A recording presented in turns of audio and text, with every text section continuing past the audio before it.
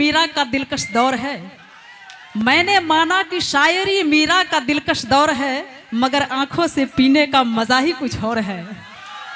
किसी ने क्या खूब कहा है कि पिलाना ही था तो थोड़ा और पिला दिया होता, पिलाना ही था तो थोड़ा और पिला दिया होता, अरे शराब कम थी तो पानी मिला दिया होता।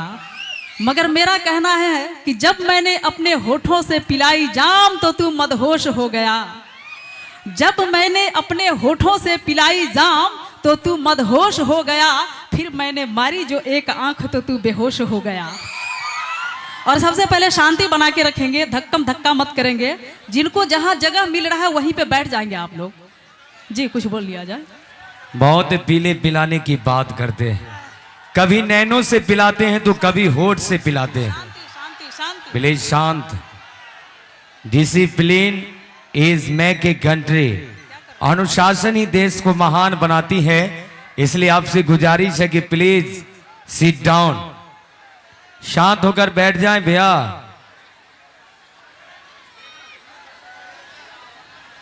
हाँ, शांत शांत। इति श्री रेवा खंड सतम अध्याय समाप्त। जजमान अक्षत लियो, भगवान के टीक पर रख दियो।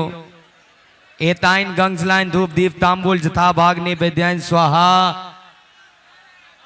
ऐसे मत कीजिए भगवान जी, आप लोग शांत हो जाएं।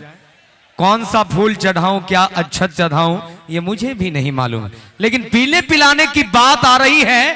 कहना चाहेंगे